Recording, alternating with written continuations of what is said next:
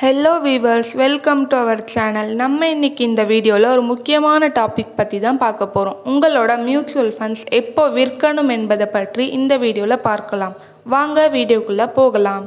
Mutual funds ஒரு ரொம்ப popular investment option. ஆனாலும் மக்கள் இதில் இன்வெஸ்ட் பண்ண அப்புறம் அவங்களோட மியூச்சுவல் ஃபண்ட்ஸ் விற்கிற விஷயத்தில் கன்ஃபியூஸ் ஆகிடுறாங்க. அதுக்கான ஒரு சொல்யூஷனை இந்த வீடியோவில் பார்க்கலாம் வாங்க. பொதுவாக நம்ம இந்த மியூச்சுவல் ஃபண்டை விற்கிறதுக்காக 3 காரணங்களாக பிரிக்கலாம். அதில் முதல் காரணம், நம்ம முடிவு பண்ணி வச்சுருந்த இன்வெஸ்ட்மெண்ட் கோலை அச்சீவ் பண்ணியிருந்தால் விற்றுட்டு வெளியே வந்துடலாம். எக்ஸாம்பிள் பார்த்திங்கன்னா, நம்ம ஒரு வீடு கட்டுறதுக்கு அல்லது ரிட்டையர்மெண்ட்காக பிளான் பண்ணியிருந்தாலோ இல்லைனா வீடு கார் வாங்க முடிவு பண்ணியிருந்தாலோ இந்த மியூச்சுவல் ஃபண்டை விற்றுட்டு வெளியே வந்துடலாம்.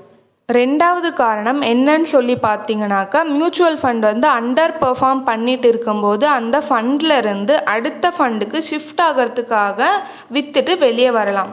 இல்லைனா அந்த மியூச்சுவல் ஃபண்ட் மேனேஜரோ அல்லது அந்த ஃபண்டோட மேனேஜ்மெண்ட் சரியாக பெர்ஃபார்ம் பண்ணலைன்னா அதை விற்றுட்டு வெளியே வந்துடலாம். மூன்றாவது காரணம் என்னன்னு சொல்லி பார்த்தீங்கன்னாக்கா, எமர்ஜென்சிக்காக ஃபண்டு தேவைப்படும் போது நம்மளால் வேறு எங்கேயும் பணம் ரெடி பண்ண முடியாததுனால இந்த மியூச்சுவல் ஃபண்டை விற்றுட்டு வெளியே வந்துடலாம். இந்த எமர்ஜென்சிக்காக நம்ம மியூச்சுவல் ஃபண்ட் விற்றுட்டு வெளியே வரதுனால நம்ம லாங் டேர்ம் கோல் இதனால் பாதிக்கப்படும். இந்த மாதிரி ஒரு சில காரணங்களால் நம்ம மியூச்சுவல் ஃபண்டில் இருந்து எப்போ வேணாலும் வெளியே வரலாம். ஆனால் பொதுவாக மியூச்சுவல் ஃபண்டுன்றது லாங் டேர்மில் தான் நல்லா பெர்ஃபார்ம் பண்ணும். ஸோ இன்றைக்கி இந்த வீடியோவில் அவ்வளோதான் ஃப்ரெண்ட்ஸ். இந்த வீடியோ பிடிச்சிருந்தால் லைக் பண்ணுங்கள், சப்ஸ்கிரைப் பண்ணுங்கள். ஏதாவது டவுட் இருந்தால் கமெண்ட் பண்ணுங்கள். தேங்க்யூ.